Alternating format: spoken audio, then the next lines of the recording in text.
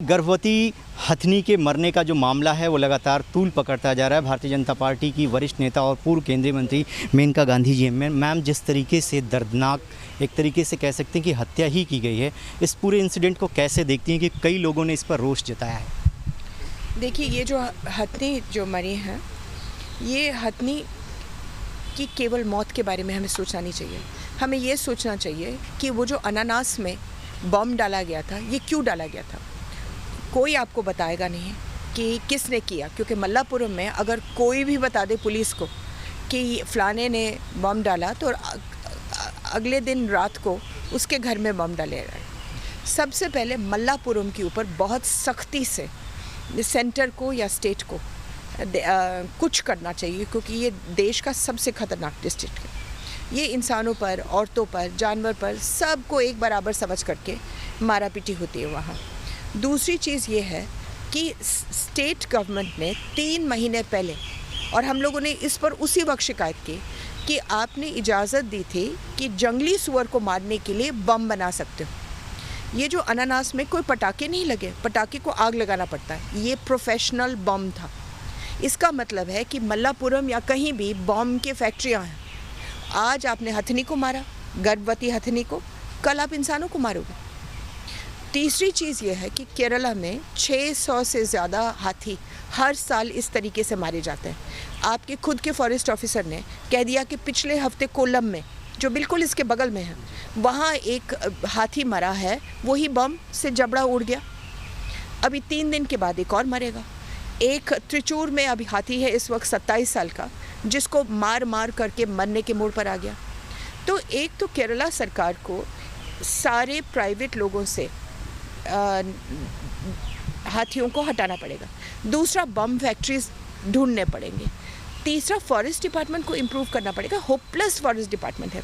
Secretary आशा Thomas से लेकर के वो जो सुरेंद्रन चीफ वाला है, वो शायद उनको मालूम ही नहीं हाथी होता क्या है।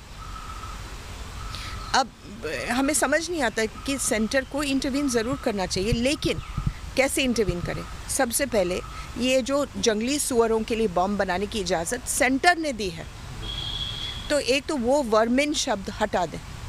दूसरा, प्राइवेट ओनरशिप हटा दें। तीसरा, सुप्रीम कोर्ट से अर्जी कर ले अटॉर्नी जनरल से कि वो केस तो सुने। 7 साल हो गए, इन 7 सालों में 11,000 हाथी इस तरीके से मारे गए हैं। अब कब तक हम इंतज़ार करेंगे? 800 मर्द रह गए हैं हाथी। वो 800 मर्द कहाँ तक प्रजाति को फैलाते रहेंगे? जो इस तरीके की वारदात को लोग अंजाम देते हैं, क्योंकि लगातार इस तरीके के इंसिडेंट केरल में होते रहे हैं, लेकिन उन लोगों के खिलाफ कोई सख्त एक्शन नहीं होता है। इसीलिए आपको लगता है कि इस तरीके के इंसिडेंट होते रहते हैं? क्या कोई कानून आना चाहिए, इन लोगों के खिलाफ सख्त एक्शन होना चाहिए? जी, सख्त एक्शन केरला में तो दूर की बात, कोई एक्शन नहीं लिया जाता, कभी भी नहीं। इतने सारे हाथी वहाँ मरे हैं, इतने सारे, और इतने सारों को पीड़ित किया गया है। आज तक एक भी इंसान के ऊपर इन्होंने एक्शन नहीं लिया, एक भी केस नहीं है। आखिरी सवाल, स्टेट गवर्नमेंट भी कह रही है, सेंट्रल गवर्नमेंट भी कह रही है कि इसमें वो किसी को छोड़ेंगे नहीं, लेकिन आपको लगता है कि सिर्फ कहने मात्र से ही कुछ होगा, कुछ बदलाव होगा? क्योंकि ये रेयर स्पीसीज हैं, इनको बचाना हमारा फ़र्ज भी है। देखिए, जब हम लिखते हैं सरकार को, तो हमको एक लाइन का जवाब मिलता है कि we are looking into the matter. ये वही वाला जवाब है कि we are looking into the matter.